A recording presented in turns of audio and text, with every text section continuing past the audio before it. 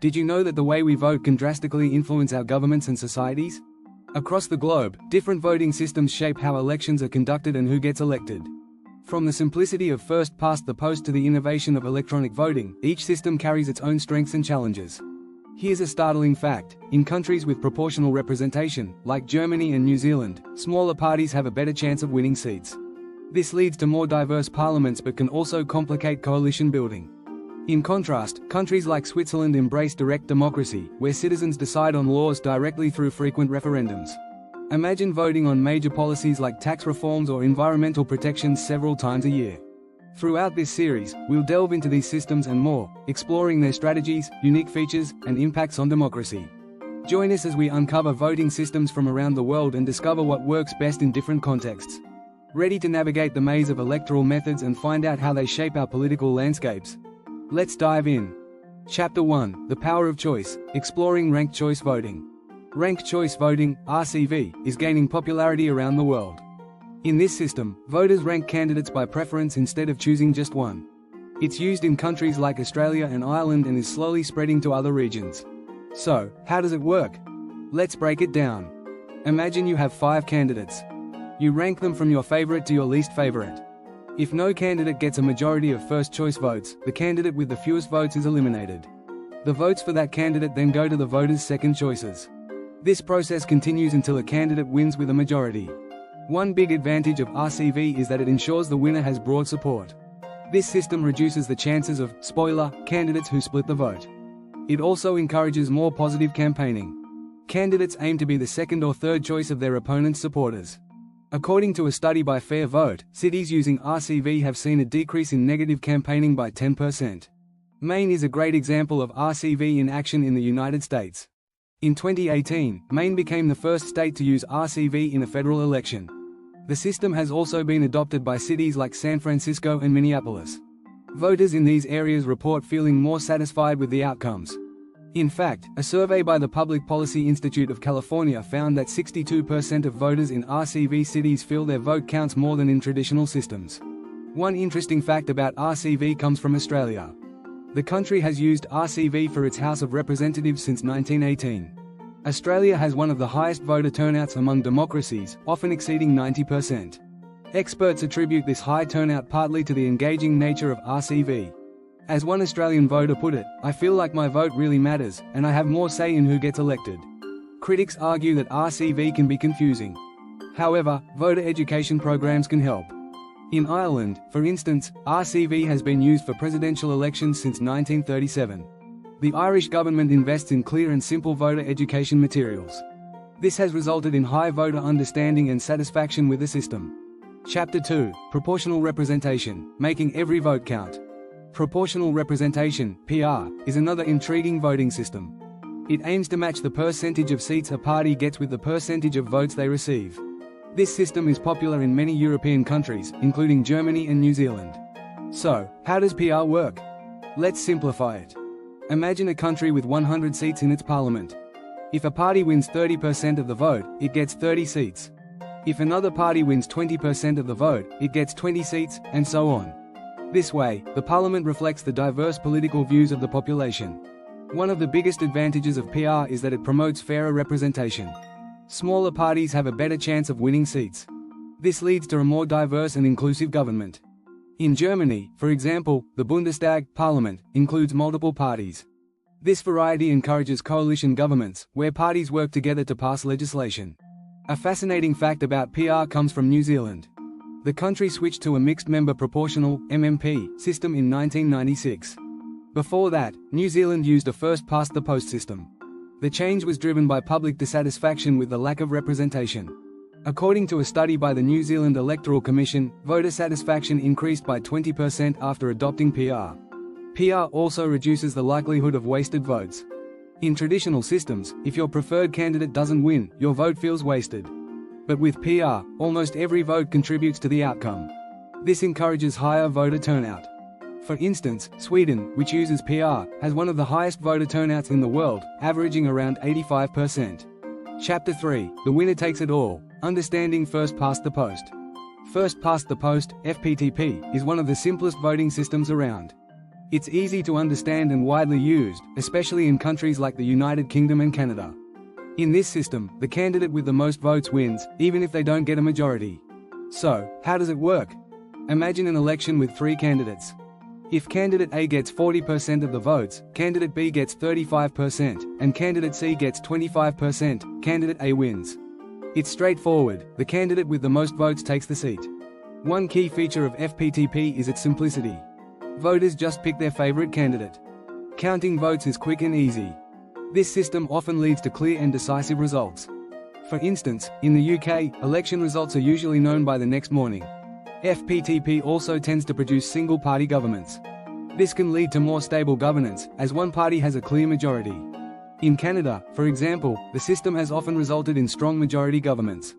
According to political analyst Harold J. Lasky, FPTP provides strong and stable governance by concentrating power in the hands of the winning party. However, FPTP has its downsides. It can lead to a lack of representation for smaller parties. For example, in the 2015 UK general election, the UK Independence Party received 12.6% of the vote but only won 1 seat. This can make voters feel like their voices aren't being heard. Another criticism is that FPTP can result in wasted votes. Votes for losing candidates don't count towards representation. This can discourage voter turnout. In fact, data from the International Institute for Democracy and Electoral Assistance shows that countries with FPTP often have lower voter turnout compared to those with proportional systems. Chapter 4: Mixed Electoral Systems, Best of Both Worlds? Mixed electoral systems combine elements of both proportional representation, PR, and first-past-the-post, FPTP. They aim to balance fair representation with stable governance. Countries like Japan and Germany use these systems to great effect. So, how do mixed systems work? Let's break it down. In a mixed-member proportional (MMP) system, voters have 2 votes. One vote is for a candidate in their local constituency, FPTP, and the other is for a party list, PR. This way, the parliament has representatives from both individual constituencies and proportional party lists. One major advantage of mixed systems is that they combine the best of both worlds. They provide fair representation while maintaining local accountability. For example, Germany's Bundestag has members elected from constituencies and from party lists. This ensures a balance of direct local representation and proportional fairness.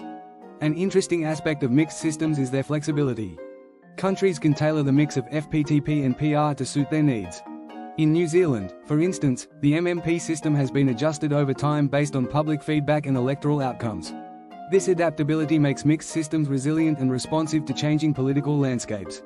Data shows that mixed systems can increase voter satisfaction. In Japan, after switching to a mixed system in 1994, voter turnout and satisfaction with the electoral process improved.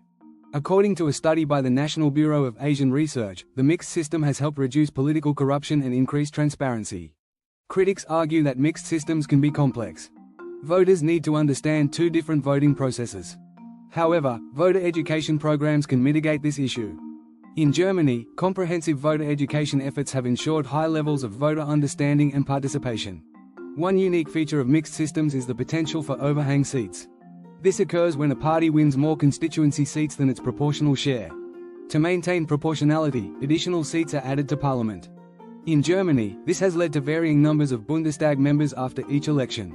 While this can complicate parliament's size, it ensures fair representation. Mixed systems also encourage coalition governments. Parties often need to work together to form a majority. This fosters cooperation and compromise. As political scientist David Farrell notes, coalition governments in mixed systems are more likely to pursue policies that reflect a broader range of interests. An interesting fact about mixed systems comes from Italy. The country has experimented with various mixed electoral systems since the 1990s.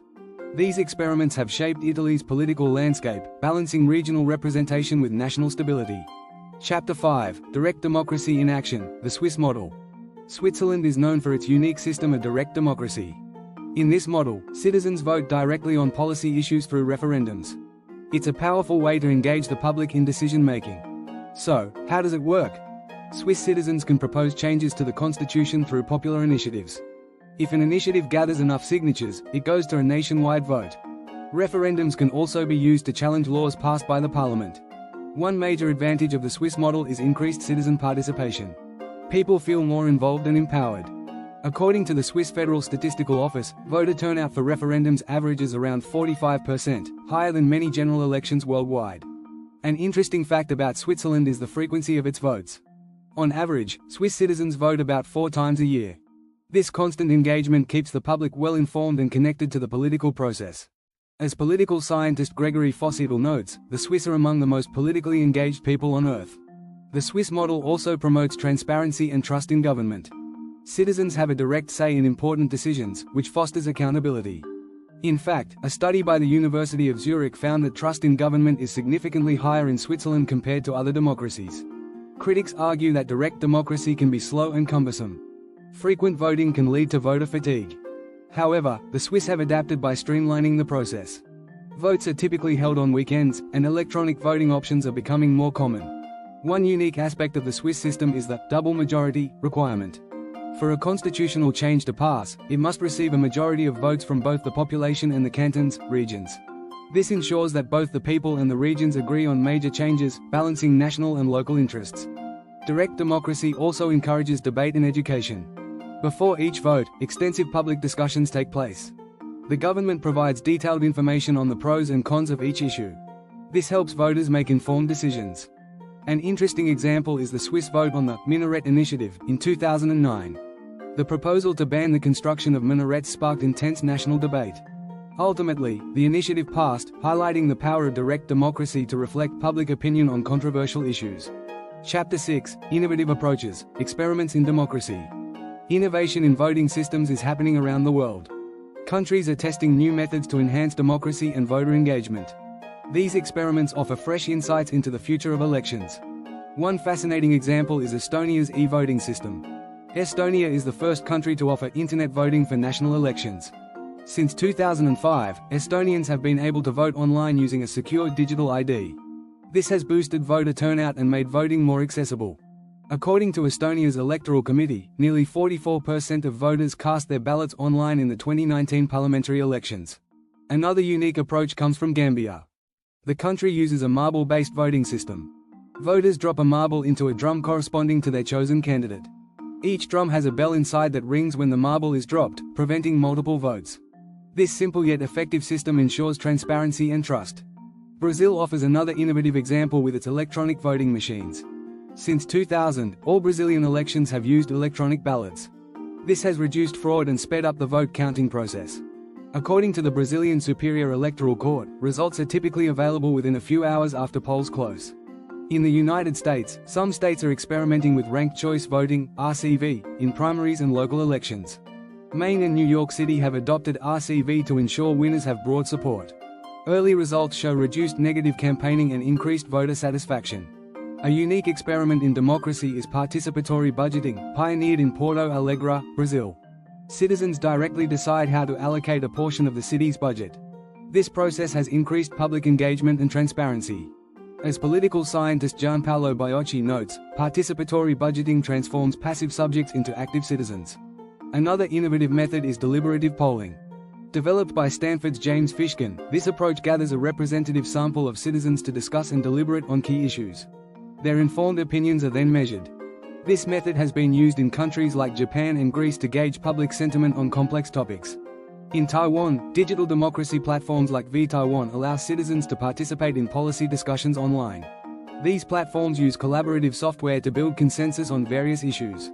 This has led to more inclusive and transparent policymaking. South Korea's innovation lies in its high-tech voting booths. Equipped with digital screens and user-friendly interfaces, these booths make voting quick and efficient.